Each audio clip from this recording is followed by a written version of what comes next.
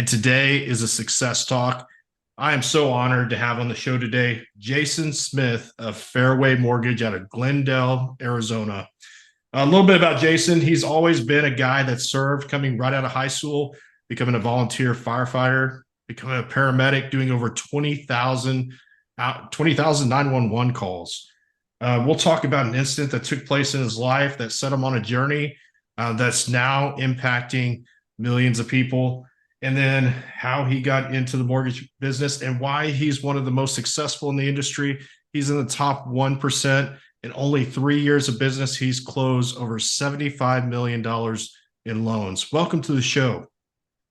Hey, thank you for having me on today, Jeremy. Jason, this is going to be great. Man, just knowing your story, and there's so much to unpack in it. I don't want to spend a lot of time. I want to jump in and be able to explore some of these things that have happened in your life. What Yeah. made you're a person of service. It's obvious. And people are going to find out that as they listen to this call today. What made you become a firefighter? What was that step from high school to becoming that volunteer firefighter?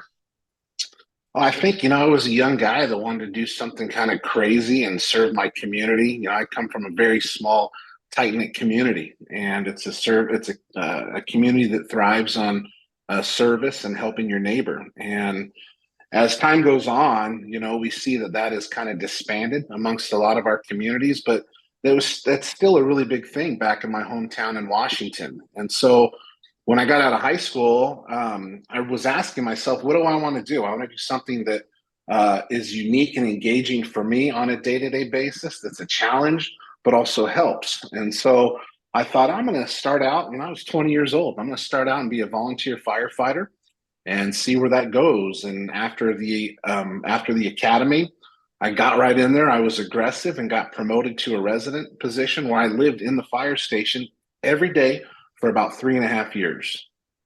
Hmm. Yeah, that's amazing. I think that's missing a lot in our youth today. Having those opportunities to step into and being able to serve the communities in which have served us, and being able to help. And I think if the world would change if we had more of the Jason Smiths in this world that just are out there willing to help, willing to step into the gap for those people that are in need. So you did that for 3 years, and then what made you move from being a firefighter to a paramedic? Well, those things kind of go hand in hand, really. So if you work on a fire truck, you're either an EMT or a paramedic because 85% of the calls you run on are actual EMS emergencies. Somebody having, a heart attack, a stroke, a diabetic problem, whatever it may be. And so I got my EMT, was able to do just really basic stuff, but I knew that I wanted to challenge myself and go above and beyond. I didn't want to be the guy just bringing the gurney in, picking people up, doing that. I wanted to be the guy that was down there delivering the babies, giving the IVs, giving the meds, doing the trachs if we have to. I wanted to be that guy because I thrived under pressure, and a lot of these situations are high pressure. And I knew that I could use my ability and my experience to kind of up it to that paramedic level. And so I got my paramedic license, and shortly after that, it was 2009. The economy was terrible. Nobody was hiring. Nobody was going anywhere. I had to move from my small town in Washington because they didn't have a position for me as a paramedic. I had to take a job with Rural Metro Fire Department in Yuma, Arizona, making $10.50 an hour. But I did that because I knew that I wanted to work in the medical field, and I knew I wanted to help people in a different way. That's amazing. That's a long ways from the Pacific Northwest too. Going from the beautiful forests and mountains to the deserts. It is, man. It is. I mean, I went from being in my comfort zone with my friends and my family to all of a sudden being in a position where I didn't know anybody. It was just me and my wife, and my grandma was a snowbird at the time, so she'd come back and forth. I get to see my grandma part of the time of the year, but I had to basically start all over. And the biggest challenge is a lot of the folks down there didn't speak English, and so how do you be a new paramedic trying to thrive in that situation and communicate with folks that don't even speak the same dialect as you it was just challenge after challenge. But I got to say, that was one of the biggest growth periods in my entire life because I learned how to just connect with people. You don't have to be able to just speak the same language. You can be in the presence of someone and have communication and understanding just from letting your wavelengths kind of connect with theirs. You can figure out so much about somebody just being in their presence and giving your attention right to them. What a beautiful thing, and I believe that's true. Is there's a lot of communication, just nonverbal, right? And just being Yeah. in the presence of somebody that you can understand if they're hurting or if they're happy or sad or angry. It's given off in their body language and how they behave. There's something in there that I heard that I want you to expand a little bit on, and that's getting outside your comfort zone. Tell me what that meant for you. Like, how did that feel? And then what actions did that drive you towards? Well, I mean, basically, I was a fish out of water. I was working primarily in the city of San Luis, which is like 95% Hispanic. So I was the odd man out. You go to the high school and they're teaching the classes in Spanish, not in English. And so I'm literally like a guy walking in a whole nother country trying to serve and help people. And I really had to take that seriously. If I wanted to help, I needed to figure out how to communicate. I had partners that could speak Spanish and translate for me, but I really had to go above and beyond just going into work every day, clocking in and doing my job there. I had to go home and I had to, do Rosetta Stone and other things just so I could learn some basic communication because that was an important part and aspect of the job. But ultimately, the one thing that I realized is, we might have these differences, but we all have similar things in common. And how do we find common ground to build that trust and rapport? Because here I am, basically a foreigner coming into a situation where how do you build that trust and rapport? And I think you have to be able to establish that really quickly. And you do that with your presence. You come in a respectful manner. You come in a manner that you're ready to be open and receive. And then also in those types of situations, you got to be able to take authority because you are the one that they're looking to help save their life or save their family member's life. Absolutely. And you hit on so many things there. I'm excited. I'm going to shelve them for a minute Yeah. because they all apply to business. And Yeah. I know I'm going to assume, and we'll talk about it, that's what makes you a successful mortgage broker. Yeah. So you did over 20,000 approximately 911 calls. Tell me about the Mhm. toll that takes on you. Like, what are some of the challenges you experienced in doing that and being that, involved in the community in which you served? Well, the real challenge is everybody says, you know what you signed up for. No, you don't. You don't really know what you sign up for because each and every day is different. Every case that you run on is completely different. Every scenario is different.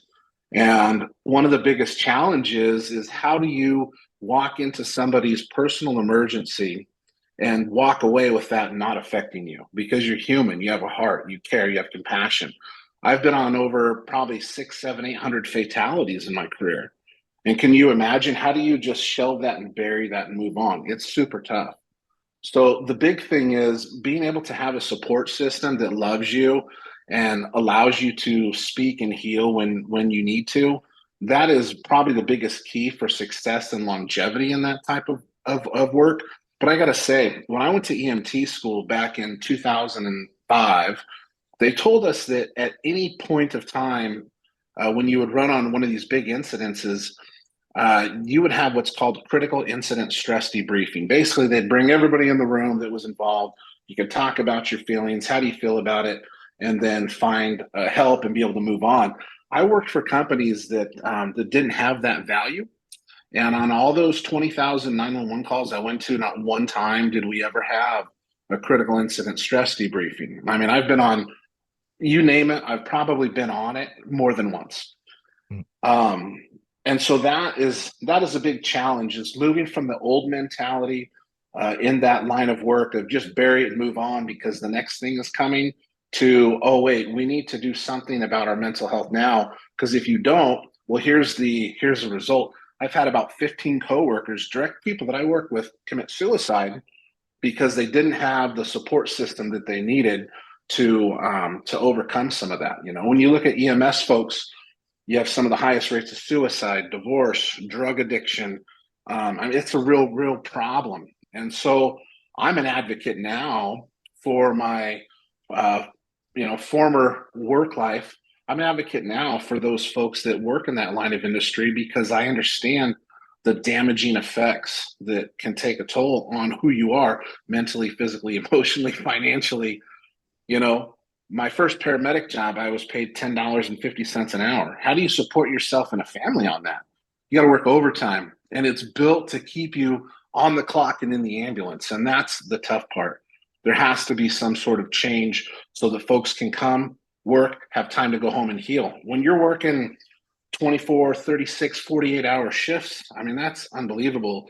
And with trauma, the biggest key to healing trauma is actually sleep and rest because the trauma in your brain can never heal if your brain's never shutting off and going through the reset processes. And so I'm an advocate for better pay, better schedules, better work life balance, and better mental health, for the folks that are still on the front lines doing this stuff. Yeah, and folks that y'all are listening to this today, if y'all see a paramedic, a police officer, anybody that's in service, take the time to stop and thank them. You know, you're not going to hear this except from people like Jason that have actually been on the ground doing this type of stuff. And I could say that that since this is for small business owners, that you could take that same thing that Jason was going through and apply it to business in the fact that a lot of people go out there and say, "What? I like being the lone wolf.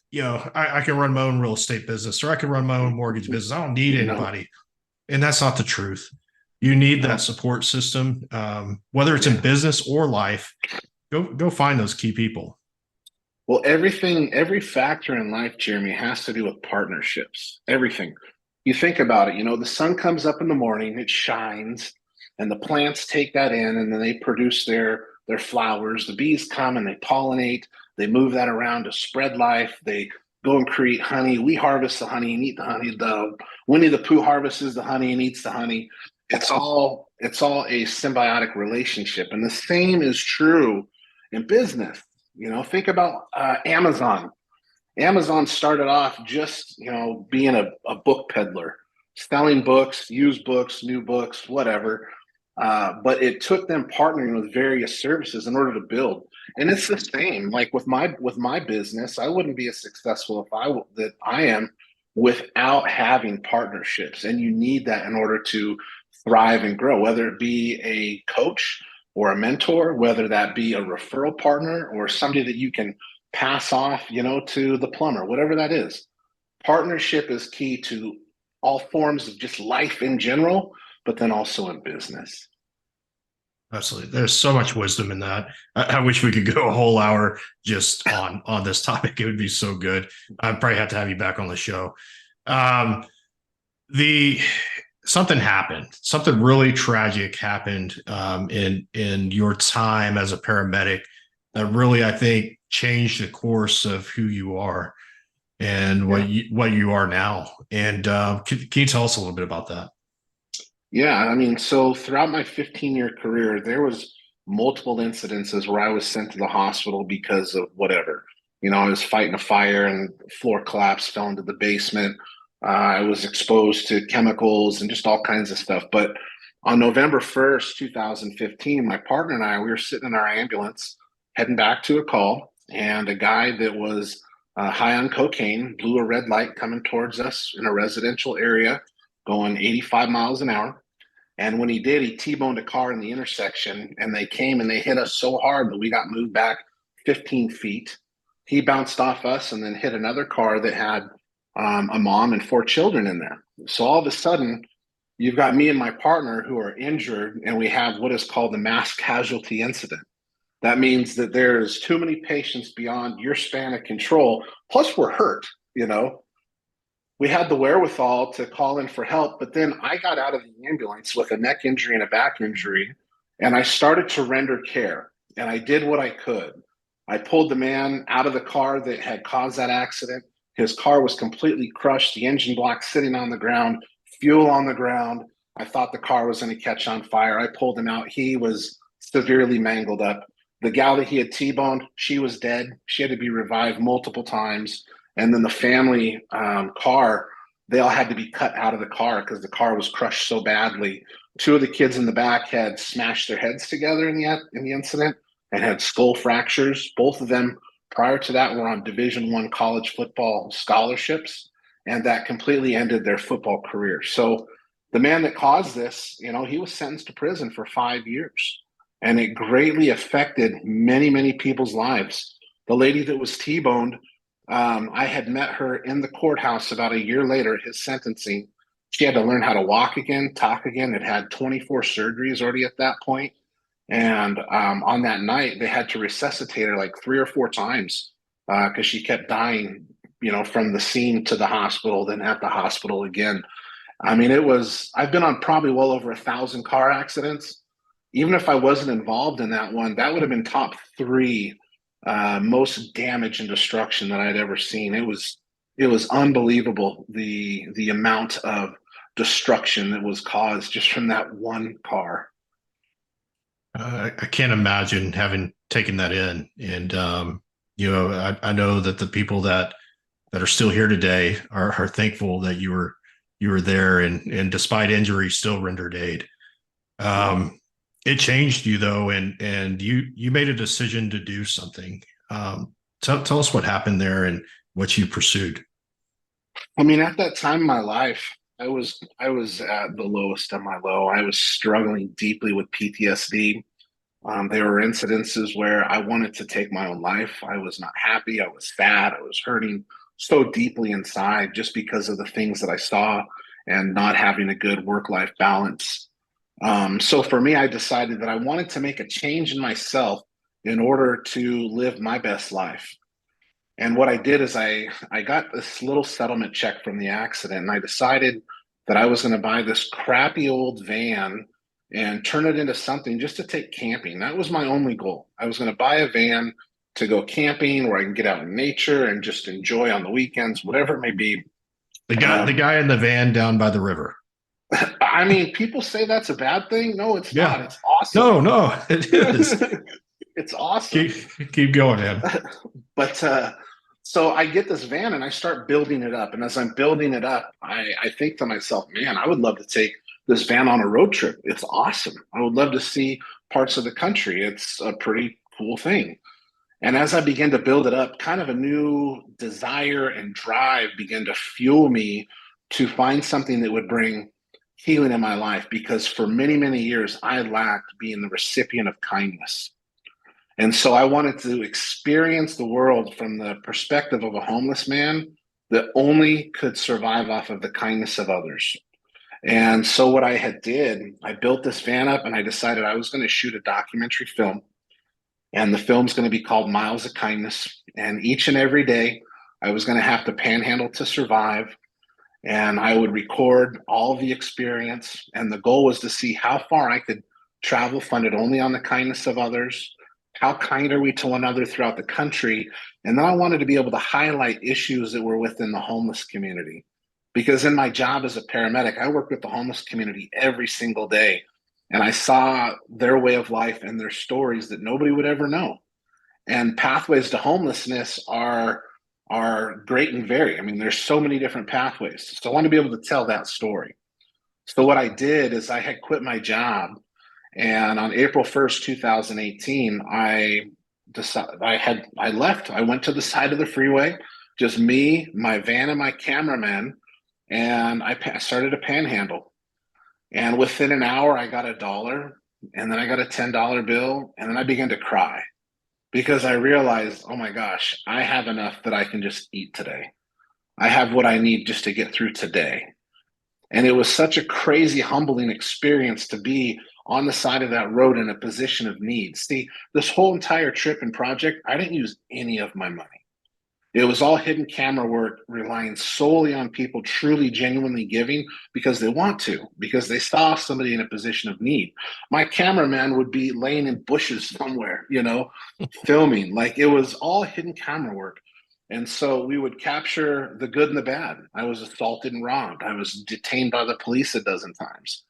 But we started on the side of the freeway here in Phoenix. And in 6 months' time, I was able to travel to 42 states, over 100 major US cities, over 17,500 miles from Phoenix all the way down to Key West, Florida, all the way up the east coast of Bangor, Maine, across the top of the country to Seattle, down to LA and back.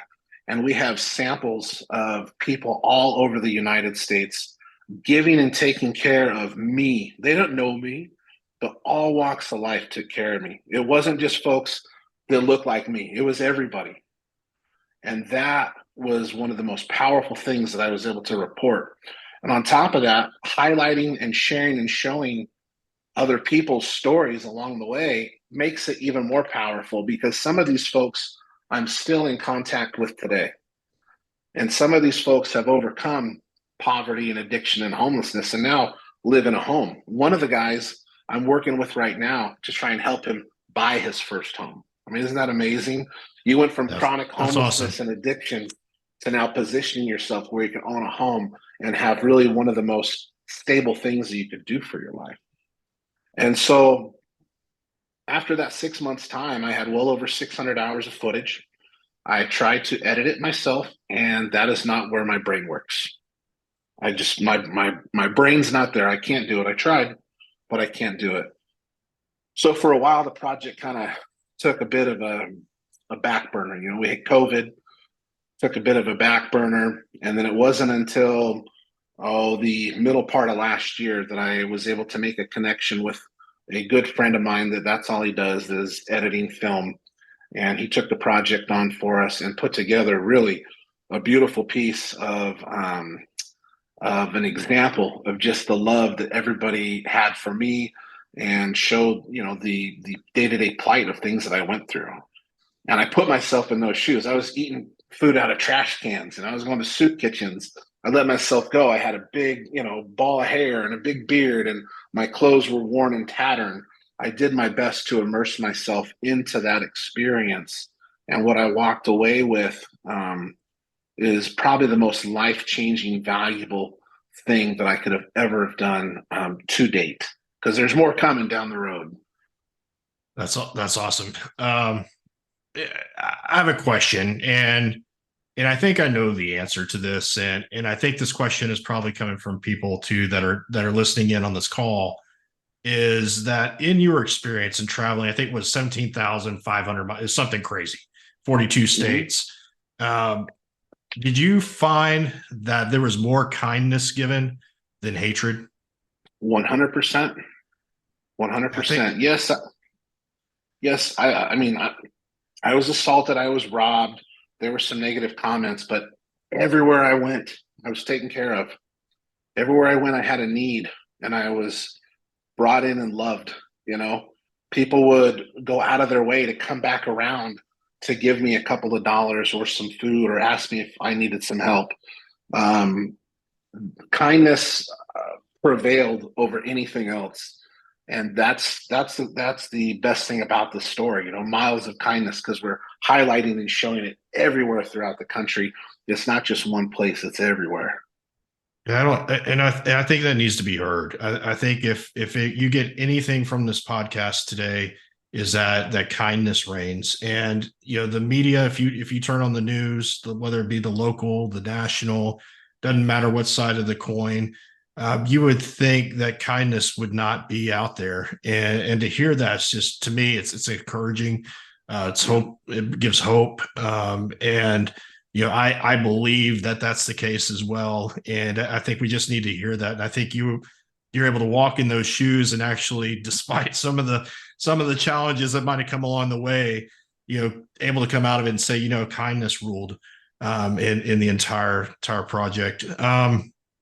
You Absolutely. came through Houston, didn't you? I did come through Houston. Houston is featured in the film a little bit. We talk about, so back during Hurricane Katrina, One of the biggest challenges during that time was people that were in Louisiana. Um, they were displaced, people that lived in New Orleans, and a lot of folks came to Houston. When they come to Houston, there wasn't the housing or the jobs available for folks. So a lot of people ended up on the street. And so that is one area that we did highlight and we talk about. I did panhandle in Houston. I had two funny signs. Like everywhere I would go, I would try different signs. And sometimes it'd be a funny sign. Sometimes it would be, sad or to the point, whatever. But in Houston, I had one that said astronaut test dummy for hire. And then another one was like, Houston, we have a problem. I'm homeless. And so trying to see what people engage with and what people interact with, that was a big part of it too. But I do want to make like kind of circle back and make and touch on one point. It's more than just showing kindness of people. It's also showing the pathways to people's homelessness, to the situation. Because everybody thinks, these are just a bunch of drug addicts. Screw them, write them off. But they're not. They're not. Yes, drug addiction and mental illness are a big part of the homeless population and community. But when you stop and you think about it, when this person was 10 years old and you asked them in school, what do you want to be when you grow up? Nobody ever said, I want to be a homeless drug addict on the street. Something in life happened that was a catalyst. And when I'm interviewing folks, I'm trying to find what is that catalyst that brought them there. For one girl that was 23 years old, she'd been homeless since she was 10 with her mom. And her mom prostituted her out as a child in order to receive money to buy drugs and then put her on drugs to keep her numb and keep performing for her. Another guy, he was in the military and was sexually assaulted by his commanding officer. And he came back and suffered from mental illness from that and addiction. And when I had met him, he was now living in a home and was able to utilize services from the VA. But that was his pathway to homelessness. And there's ton. So the idea was also to bring the homeless person out as an individual and look at them as an individual, because the life that you have, Jeremy, is different than the life that I have, and is different than the next person's life. But we're all worthy of the right of life, liberty, and pursuit of happiness. But something happened that brought them there. So how do we cure it? We find individual solutions for the individual rather than just a big mass band-aid, because band-aids don't work. Yeah, and that's, you see that come from the government a lot, right? They're like, oh, we got this program, and it doesn't Mhm. necessarily fit the specific needs. I think it was you that shared this the other day, and it caught my attention. I think I've heard it before. I might have heard maybe a little bit different number, but there are the percentage of people that are $400 to $500, emergency away from poverty, are not being able to catch up or being behind is quite astounding.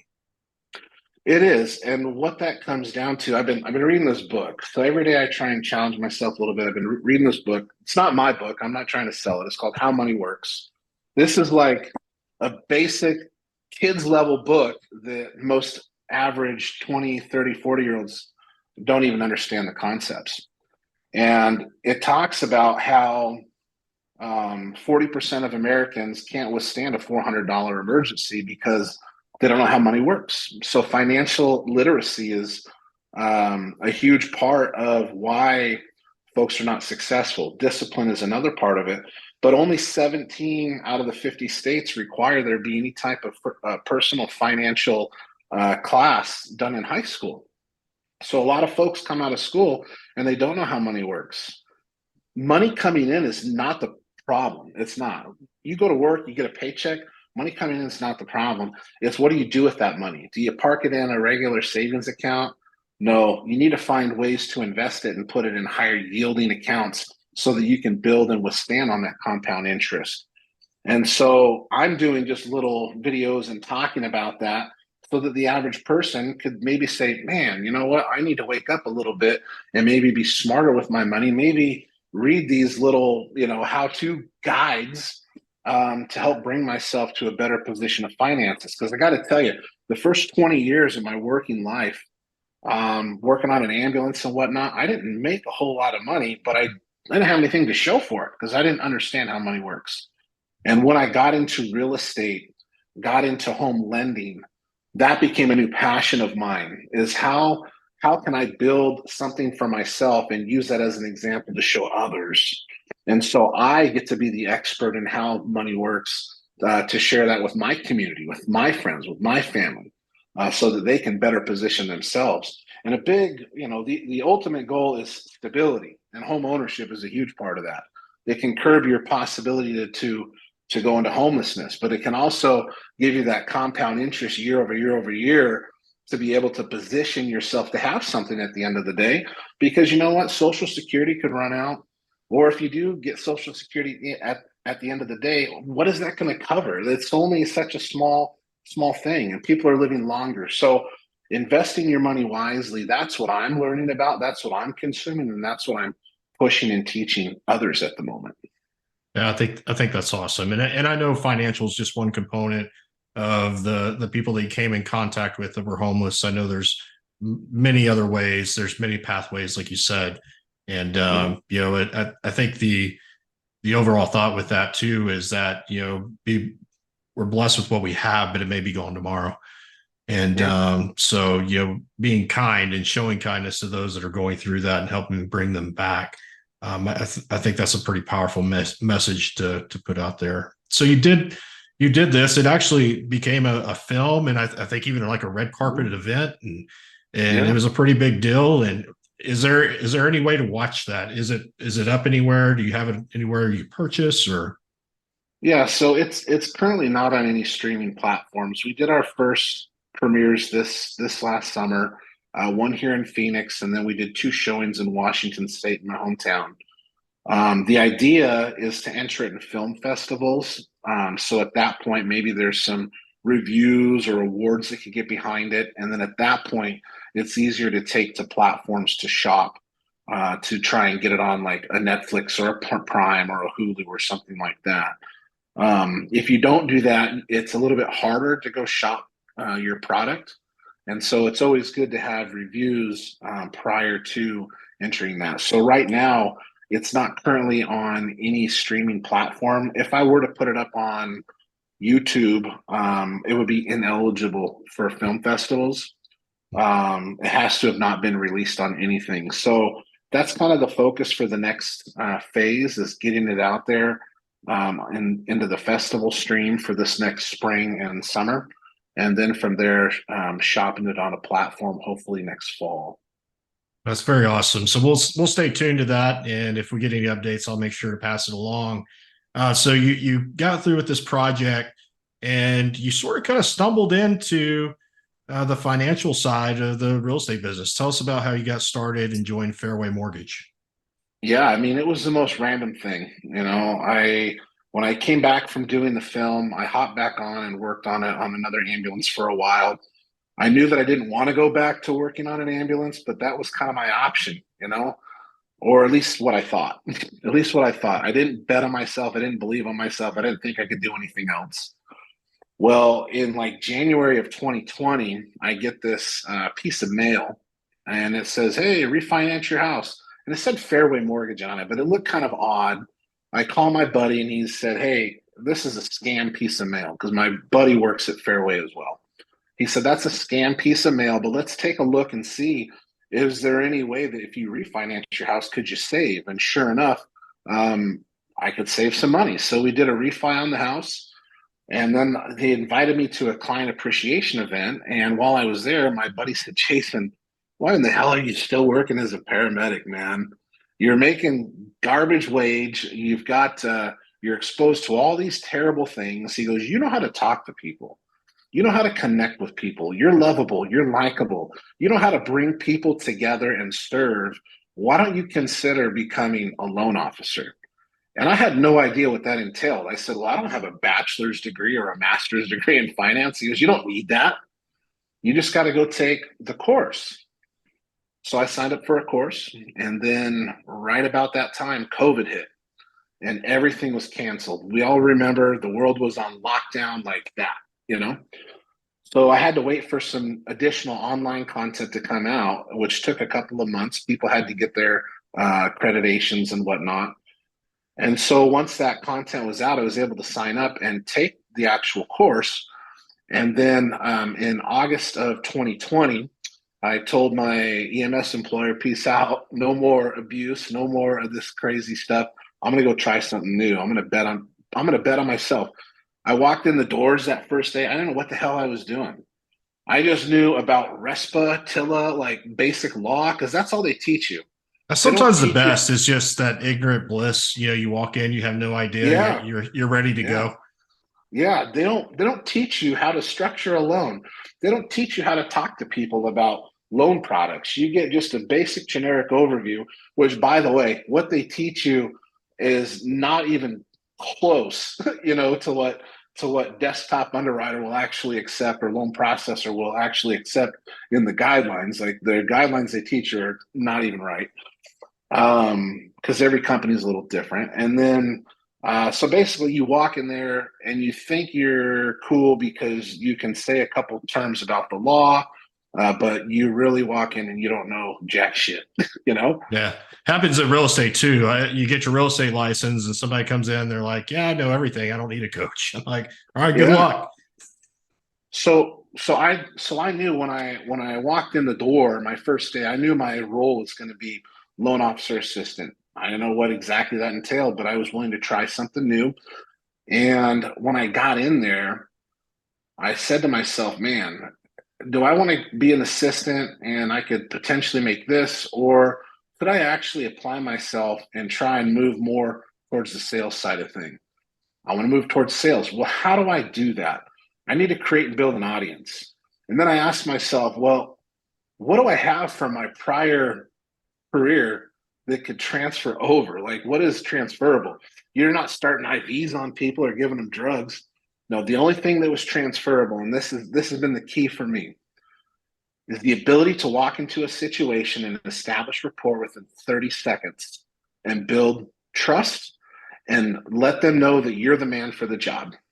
That's the only thing that transferred over, because each and every 911 call that you would run on, you've got 30 seconds to look at the scene, to establish rapport, and to get moving. And it's the same thing when you're talking with people. Your first impression makes a huge difference. If you're cold calling and you sound like an idiot or an asshole on the other end of the phone, they're not going to talk to you. They're not going to listen. But if you find a way to be personable, if you find a way to get somebody to engage with you, you're going to open up opportunities. So I realized I've only got 30 seconds. That's all I have. And I can win in 30 seconds or I can lose. I'm going to go out there. I'm going to give my all for that 30 seconds. And we're going to do what we can to try and build that trust and rapport so we can move it to the next level. And so I started to do that. And I started to take applications right away. And my first month closing loans, I closed 12 deals for about $2.5 million. And at that point, my boss came back to me and they said, okay, we're not going to have you just be an assistant collecting docs, setting up stuff. You clearly have a desire and a passion and an ability to connect with people. How can we support you? And that's when I just took off running and I thrived. Even though we were in a bit of a refinance boom, that didn't matter. I was new. I didn't know shit. I was brand new. I still had to go out there and get business. And I did. My first year closing loans, I closed over 25 million in my first year and made top 1%. And it's only continued to grow from there. And it all comes back to that ability to connect, ability to build relationships and partnerships. Um, because if you don't have that personality in any type of business, you're never going to grow. Yeah. I think that, and, I think the reciprocating of kindness, right?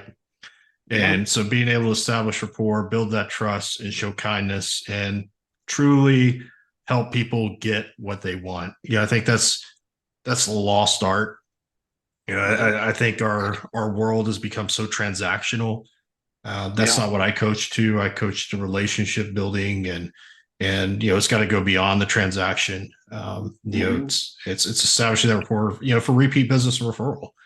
Yeah. It's a long game, and there's so many people that are playing the short game, especially coming out of the last few years where it was easy to do a real estate transaction. They were just falling into your lap. It might have been hard to find the home. Inventory was short, Mm-hmm. but there's a lot of people out there, and now the market's shifting a little bit. It's getting a little funky in different areas, It and is.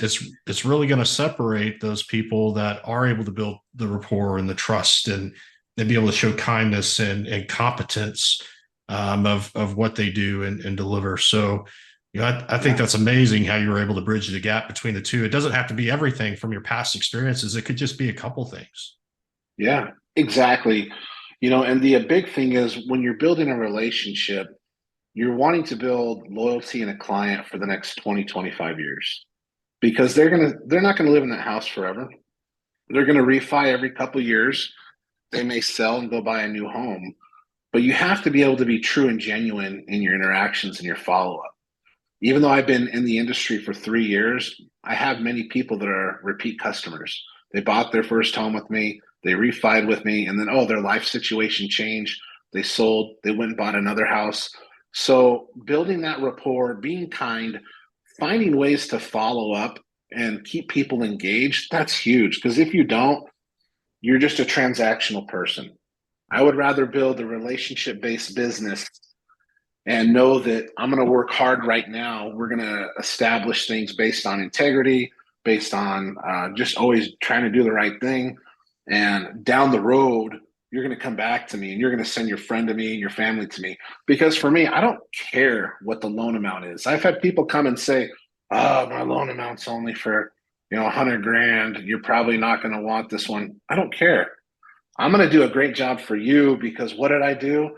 I just tapped into your entire circle of people, and I'm not going to judge you for whatever your home is. That's not a problem.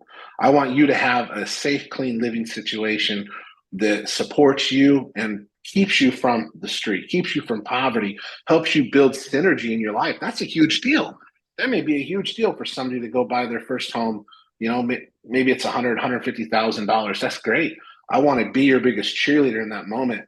And if I do a good job, I just tapped into your entire referral base. Every time you have a conversation with a friend and they say, I'm thinking about buying a home, they're going to say, hey, man, let me hook you up with Jason. And Yeah, then now, absolutely. now I don't even really have to do the cold calls anymore. Now people are calling me because I've already done the background and the work. Do I still cold call? Yeah, I still cold call because I want to continue to build and grow. But it just starts to naturally come in. And I can't imagine where my business is going to be at year 5, at year 10, year 15, 20, if it is already where it's at right now. So just keeping the diligency, keeping the kindness, being authentic on and off camera. That's the biggest thing. One of my biggest heroes is Mr. Rogers. Are you familiar? Hmm. Are you Yeah, Mr. familiar? Rogers' Neighborhood. Yeah. Mr. Rogers was the same guy off camera as he was off. I want to tell you just a quick kind of cool story about him. So it was a really cold day. They were up in Canada, and he had a meeting at this restaurant. And his driver came to pick him up to take him to the lunch meeting.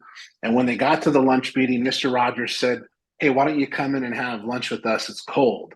And the driver said, "No, I'll just wait in the car." Mr. Rogers, "Nope, come in and be a part of our lunch meeting and have lunch with us."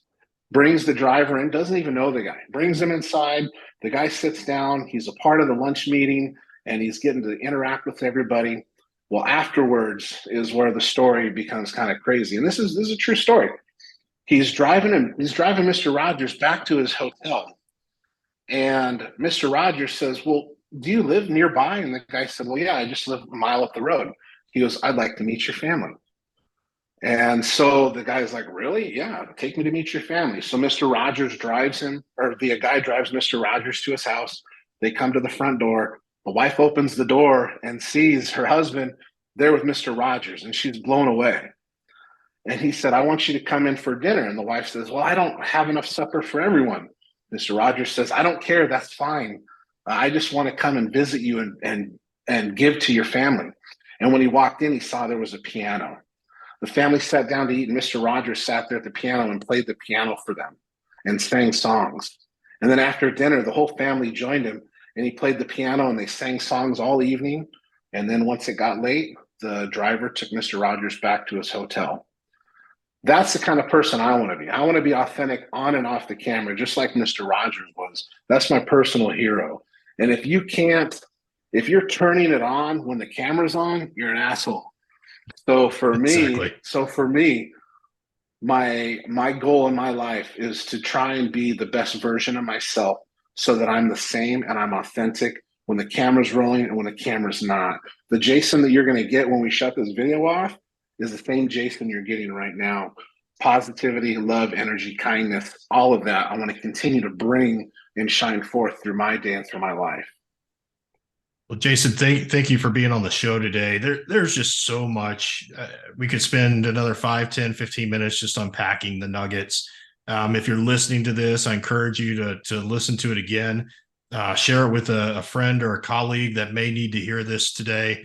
There's just so much in there, and I appreciate you sharing that.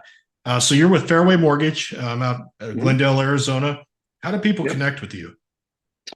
I mean, well, there's a couple ways. You can go to Facebook and type in Jason Smith Fairway Mortgage, I'll pop up, or you can Google search Jason Smith Fairway Mortgage, all my info pops up. So that's probably the easiest way. I also have my own, stuff on Fairway's site. If you type in Jason Smith Fairway Mortgage, all my stuff will come up there to contact me, whether it be a phone call or an email.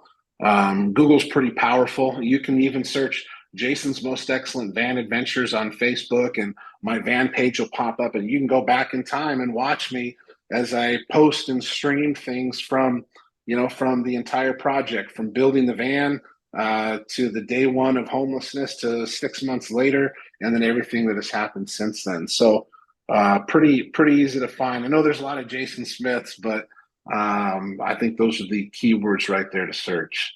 Yeah, it's kind of like Jeremy Williams. There's a bunch of us out there Yeah. too, so Yep. we're blessed with the common name.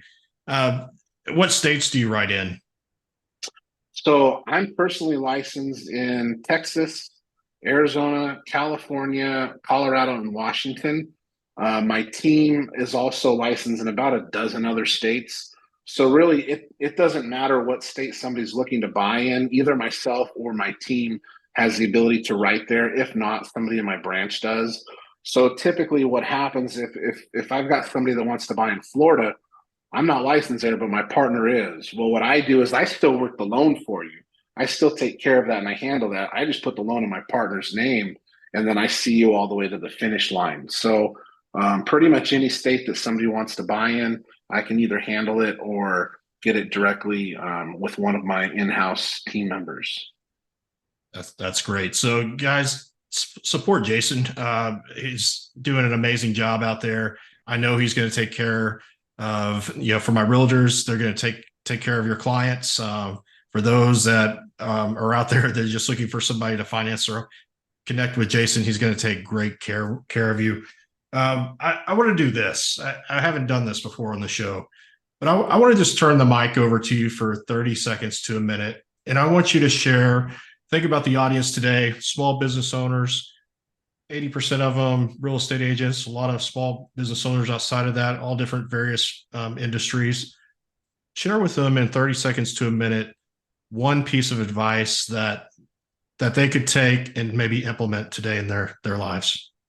All right, here's the real quick one. So I watched a documentary on Kanye West called Genius.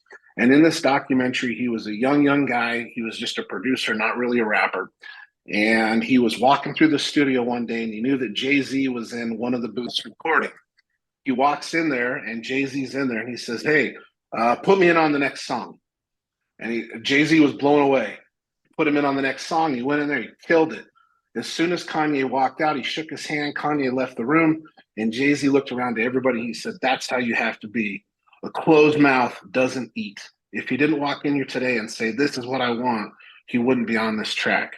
So I want to encourage people to go out there and speak about what you do, talk about what you do, share about what you do. Keep swinging that bat, because if you don't swing that bat, you're never going to hit the ball. I love that. So that could just be the podcast right there. Yep. Jason, thank you for your time today. Jason Smith with Fairway Mortgage out of Glendale, Arizona. Thank you for your time. Thank you for sharing your journey, the challenges that you faced, how you overcame those, and how you're building something that's really successful. I know is going to impact tons and tons of people. Thank you again for being on the show. Awesome. Thank you very much for having me, Jeremy. I appreciate you. And man, let's keep building great things together, man. That sounds wonderful. Until next time, onward and upward.